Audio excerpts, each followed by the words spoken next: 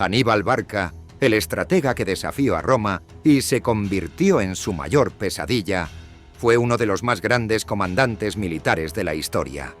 Su audacia, inteligencia y habilidades tácticas lo convirtieron en una leyenda, dejando un legado de victorias imposibles y estrategias aún estudiadas en las academias militares del mundo. Aníbal nació en 247 a.C.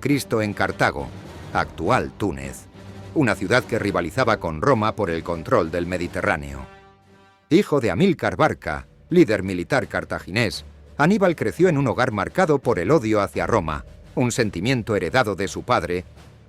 Tras la derrota de Cartago en la Primera Guerra Púnica, la ciudad buscaba recuperarse y expandir su poder en Hispania, la actual península ibérica. Hispania era una región rica en recursos naturales, como plata y otros minerales, que permitían financiar las operaciones cartaginesas. Fue allí donde Amílcar llevó a su familia y comenzó a consolidar el poder cartaginés. Aníbal, aún joven, acompañó a su padre en estas campañas y aprendió el arte de la guerra desde temprana edad. A la muerte de Amílcar en combate y posteriormente de su cuñado Asdrúbal, Aníbal asumió el mando del ejército cartaginés en Hispania a los 26 años. Rápidamente, demostró ser un líder nato y un genio militar que inspiraba a sus hombres y aterrorizaba a sus enemigos. En 218 a.C., la Segunda Guerra Púnica comenzó cuando Aníbal atacó la ciudad aliada de Roma, Sagunto, desafiando abiertamente al Senado romano. Pero lo que hizo a Aníbal inmortal fue su siguiente jugada: liderar a su ejército en una de las travesías más audaces de la historia.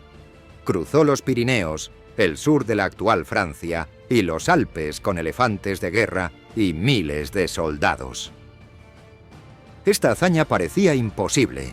Los Alpes, con sus temperaturas gélidas, terrenos abruptos y tribus hostiles, eran considerados un obstáculo insalvable.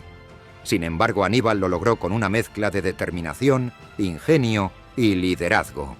A pesar de perder una gran parte de su ejército durante la travesía, logró llegar a Taxitalia, sorprendiendo a los romanos que nunca imaginaron un ataque desde el norte.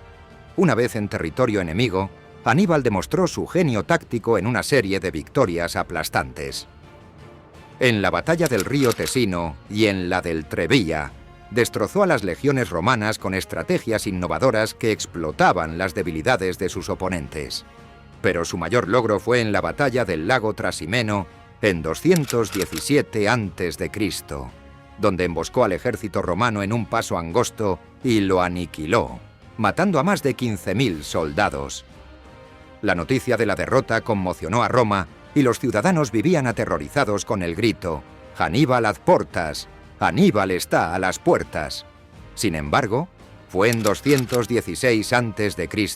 donde Aníbal alcanzó la cumbre de su genio militar. En la batalla de Canas, utilizó una maniobra envolvente perfecta que demostró su maestría en el campo de batalla. A pesar de estar en desventaja numérica, rodeó al gigantesco ejército romano y lo aniquiló. Se calcula que más de 50.000 soldados romanos murieron ese día, en una de las derrotas más humillantes y sangrientas de la historia de Roma. Canas es considerada aún hoy como una obra maestra de la estrategia militar y un ejemplo de cómo la astucia puede superar a la fuerza bruta. A pesar de sus triunfos en el campo de batalla, Aníbal no pudo tomar la ciudad de Roma. Cartago no envió refuerzos suficientes y Roma, resiliente, adoptó una estrategia de desgaste bajo el mando de Publio Cornelio Escipión, conocido como Escipión el Africano. Mientras Aníbal seguía en Italia durante 15 años, Roma llevó la guerra a Hispania y África, debilitando el poder cartaginés. Finalmente, en 202 a.C., Aníbal fue llamado de regreso a Cartago para enfrentarse a Escipión en la batalla de Zama. Esta vez, Aníbal fue derrotado por primera y última vez, marcando el fin de la Segunda Guerra Púnica y el comienzo del dominio romano en el Mediterráneo. Tras la guerra, Aníbal fue perseguido por Roma, que temía su genio incluso en tiempos de paz.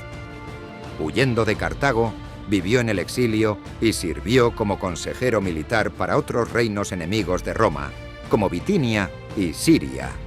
Sin embargo, Roma nunca olvidó a su mayor rival y continuó persiguiéndolo.